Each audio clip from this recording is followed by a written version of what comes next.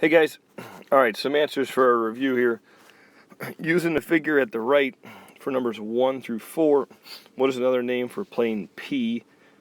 Alright, so we gave you the plane P here, and we gave you a little fancy P. That's one way of naming it with that there. But then what's another way? And hopefully you remember planes have to be named with 3 non-collinear letters, so or points. So BAC does not count. BAC, that is a line there, and those guys are collinear. So we're looking at C, B, A, D. Those would be 3 points that are not collinear. So the answer there would be C. Which segment is on line N? So at this point we're looking for this little lowercase n, that's line N. Which segment up there is on line N? And we have segment AD, right? Segment AD is right here. Cool. Name 3 collinear points for number 3 there. My bad. Name 3 collinear points. Well, I sort of already gave that one away, I guess. I said it was CAB or BAC, and there we go for 3 collinear points. Name the intersection of plane P and line M. So we have plane P. There it is. Where is that line that goes through it? Remember, these dotted lines reference that the line is going behind this area, and you're not supposed to be able to see it, right? That's the pen going through the paper, and they touch right here. That's right where the paper and the pen meet is point A. So point A would be the intersection of plane P and line M. Let's just move this guy up a tiny bit. Oop, my guys didn't go with me, no problem. 5, 6, and 7. X is the midpoint of WY. Find WX. Man, I hope we know the word midpoint. I know every one of us should know the word midpoint means middle. So X is in the middle. What's that mean about those two halves? Right? They are equal to each other. So if you just put that in between, you're doing that because you see the word midpoint. You then have yourself an equation that you can solve. Let me bring this guy up here.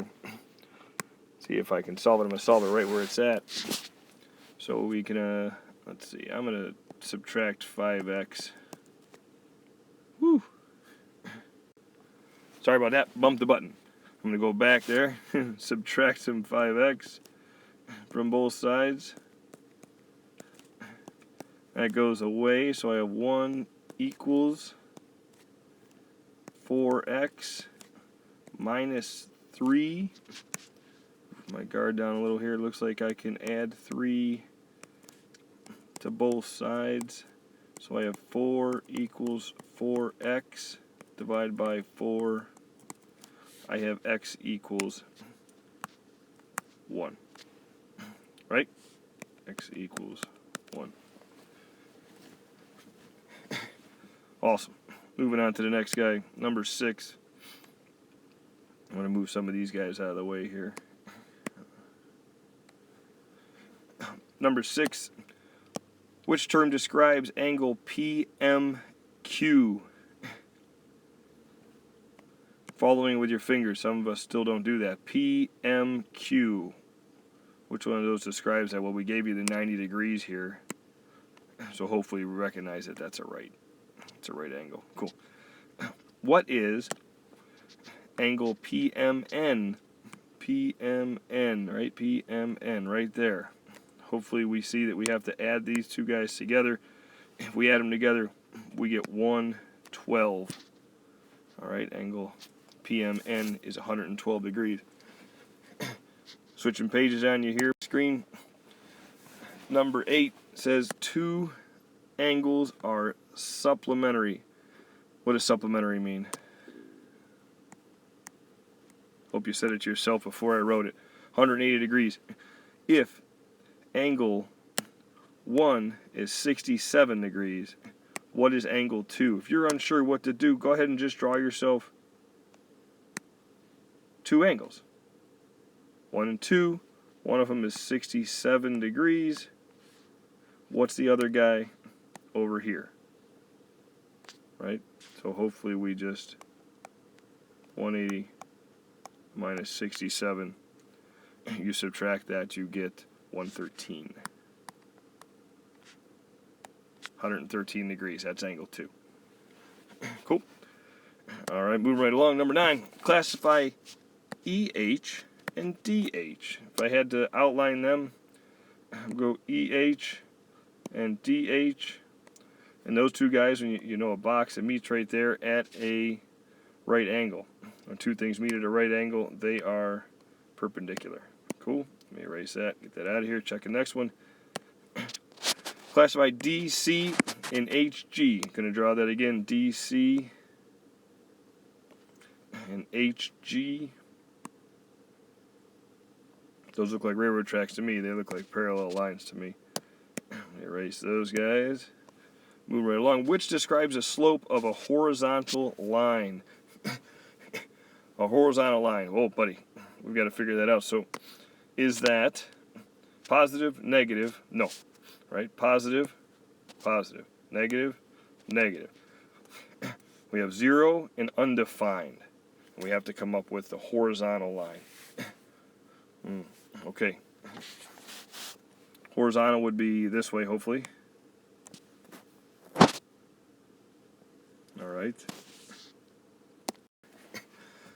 The best way I've heard this one explained is we have these two choices. Horizontal that I just drew and this vertical guy. And if you were to ski down this vertical guy here, you would be undefined. You wouldn't be around anymore. We don't know what you'd look like. So this guy here would be the vertical one. The horizontal one would be 0. All right, that's the slope of our horizontal line. If you just put some numbers to it, you would have 5 divided by 0 or 0 divided by 5, just throwing out some numbers there, and you could punch it in the calculator. So if we did this guy, our rise would be 0, and our run maybe 2, let's say. And this guy, if we went up 2, that's our rise. Let me raise that up there a tiny bit. And we went left to right 0. When you punch these two in a calculator, C, 0 over 2, would give you 0. And D, 2 divided by 0, would give you the error that you're commonly used to getting. So, all right, let's move these guys a little bit more. Sliding on up. Cool. What is the slope of a line through negative 1, 4, and 5, and 2? Now, by all means, you are welcome to draw yourself a coordinate plane. Go ahead and try to plot this guy out and see what your slope is, and then just count it, rise over run. Or you could do the y2 minus y1, x2 minus x1, and see what you get. So let's just do that. Let's label them. Give myself a little color. So I have x1 right here, y1 right here, x2, y2. So y2 minus y1 over x2 minus x1. If I just punch those numbers in, I get 2 minus 4, and then I get 5 minus a negative 1, which all of us know is 5 plus 1. So 2 minus 4 is negative 2, and 5 plus 1 is 6. Wait a second, I don't see that answer up here. Oh yes, I do need to reduce. Negative 2 over 6 is the equivalent of, excuse me, C, negative 1/3. Cool. All right. Still moving right along here. Using some blue. Which are alternate interior angles? I don't know. Struggled there for a second. Sorry. Hopefully you got there. Alternate interior would be 2 and 7. I'm going to color code it here. Or 3 and 6. It looks like we have a winner over here with 3 and 6. Right? Got it. Nailed it. Fantastic. Don't know why my stuff's not moving. Let's check this out. 14. Which correctly completes the sentence? If two parallel lines are cut by a transversal, then the two pairs of alternate interior angles are What do you know about alternate interior angles? I think we all know alternate interior angles are congruent, right? Awesome. D, congruent. Your job over here for 15, to find CA. Find CA. Hopefully you've already thought about these questions, so I'm just flying through it.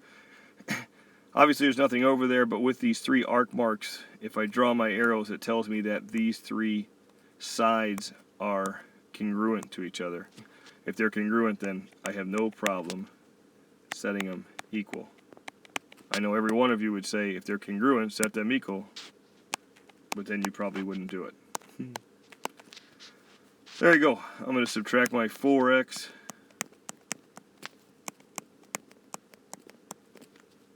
Cancel out here. I have 9 equals 2x minus 5. I can add 5. I have 14 equals 2x divided by 2. X equals 7. Awesome, done, right? CA is 7? Yeah, I don't think so. Your job, as always, is to take your 7 and substitute it back in to just one of these. Not both, not the whole thing. Just one side. Pick a side. Doesn't really matter. I guess I'll do 4x plus 9 because it has a plus and I like it that way. I don't know. So I'm going to change colors here and do 4, 7 plus 9. 4 times 7, 28 plus 9. Looks like CA equals 37. Right? Cool. Same thing over here. 16. Find A, B, and C. You can go a couple different routes here. I'm going to make this guy a little bit bigger. It makes life a little easier on you to see. I'm going to get rid of all my business here with the writings.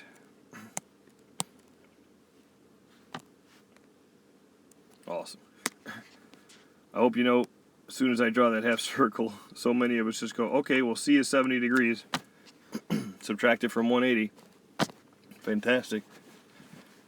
If you just did 15 with me, then I assume you can follow along and say that these two guys match up to those two angles there, so that makes this guy over here 70 degrees as well inside there. So these two guys are congruent. That's 70, and that's 70. I'm going to add those up, so 70 plus 70, 140. We subtract it from 180. We get 40 degrees. My 40 degrees goes right here. There's my triangle in the inside. If you didn't see this triangle shape right here, there it is. I have 40 degrees there. I need to find A. Jeez, wish that 40 could help me. Can't really help me. One more trick, one more thing that we should all see. You have a couple options here. It's entirely up to you. These two guys are parallel. If I draw myself two parallel lines, and then I draw that transversal that goes through those two lines, right? I'm going to mark these guys parallel just to be exact. Here are the parallel guys. Here's the transversal going through it. What do you know about angles C and A?